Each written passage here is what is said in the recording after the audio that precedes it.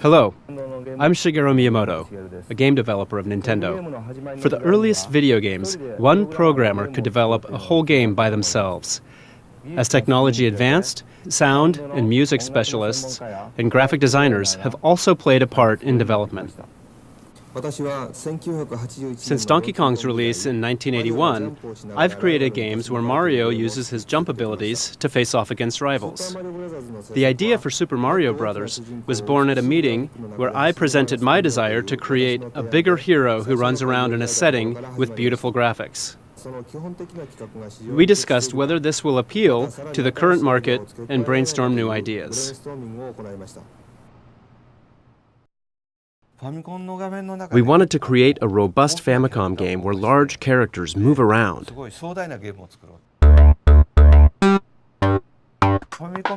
It used to be normal for Famicom games to have stages that didn't scroll. There was side-scrolling for some shooting games, but not for any other.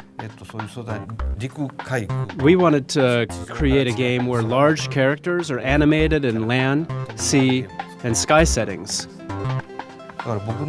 This was probably the first Famicom game I've created which had blue skies. Before, I focused on creating dark-colored landscapes so it's easier to see the outlines. Here you can see some drawn boxes with notes saying Mario, enemy, and ground. When we were looking through the old documents, we found this. We did. This is actually very precious. When we first thought of Super Mario Bros., we were talking about making a game utilizing the earth, sea, and sky. Yeah. And this is when we were thinking about how to play in the sky. He suggested Mario to float around in a cloud and shoot at coins from it. But I gave him a solid nope, because it was too much work and impossible to do at the time. But now you can. So in Super Mario Maker, you can move around in a cloud and throw fireballs. You can finally fly around like Lakitu. This was finally made possible. 30 years later, it finally happened. First, we decided what kind of course to make. At the time, we didn't really use computerized tools. Instead, we hand drew the stages and inputted data based on those drawings. For example, we drew the layout of the stage on graph paper, like this one here, and then we handed it over to the programmer, who inputted it after converting it to numerical data. So we didn't see the finished course until the next day or so. This is a stage layout for what appears on a TV screen. When zoomed out, it is just this small segment on this course map. This paper layout was handmade by us. So this is how we planned out a side-scrolling course. If there are too many edits drawn on the paper, we layered on some tracing paper to write some more. We took this process very seriously because programmers put a lot of time inserting this data manually. We couldn't slack off or experiment too much with the program. If we kept changing our minds, the programmers would scold us, saying, "This is the last time we're changing this." We wrote out what kind of stages we wanted to create on a giant whiteboard.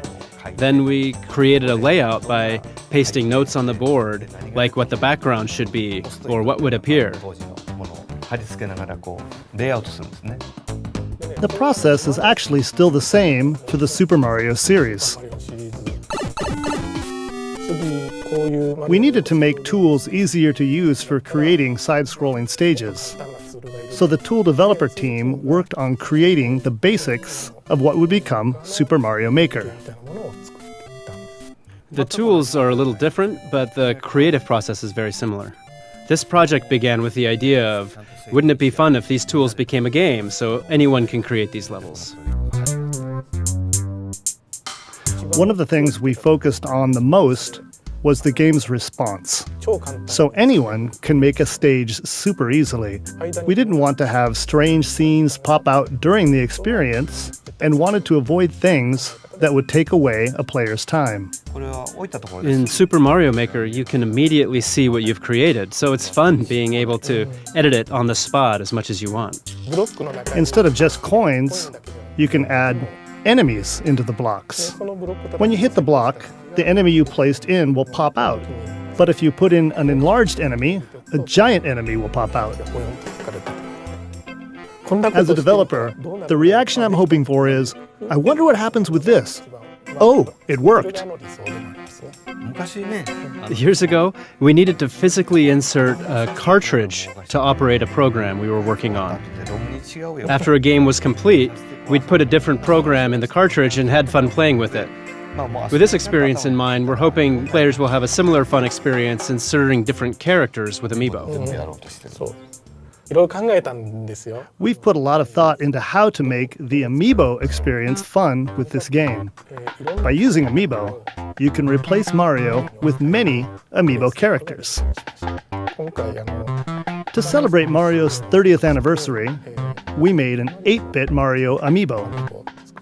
This Amiibo is special. If you scan it in, Mario will grow a little bigger than usual. The Amiibo also appears a little larger than other Amiibo, so Mario will grow to a size similar to that. I think there are many types of people out there, like those that like to create fun levels and those that like to challenge tough levels. We're hoping that both types of people will enjoy playing this game. There are levels already available to play in the game, so players could use them as a reference in building their own levels and help give them a general idea of what this game is all about. I'm definitely better at playing them. I'm not that good. There's a function where you can upload the stages you've created online. You can also pick out courses you're interested in, which were uploaded by other players. To me, if it's someone I know, like Tezuka-san who made the level, that alone is fun. But also, if he takes something that I made and he edits it a little himself, that's also interesting. Having a sample to work from changes the way you play. You'll be able to play Mario games like never before.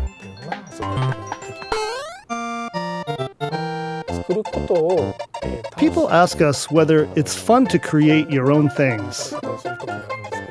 In reality, we experiment with things, and the result is something that we have created. So you actually play by experimenting. You can see a ranking of popular uploaded stages in-game. If you play a popular stage and it isn't fun, you can get a new perspective that your interests aren't mainstream. It's game design tutorial software. Instead of just playing games by following a preset course, I hope they'll discover the joy of creating ways to play themselves. And you can have someone try it out, and if they fail, you can try showing them an example. If you mess up too, you can have fun working together to make that area a little easier. I think the process of creating the stage is more fun compared to focusing on creating perfect levels. I hope this will help players become better game designers.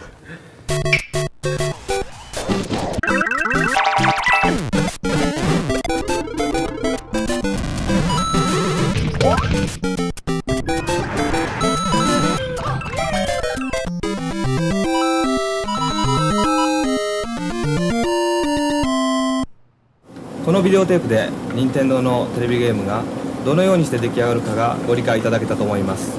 ありがとうございました。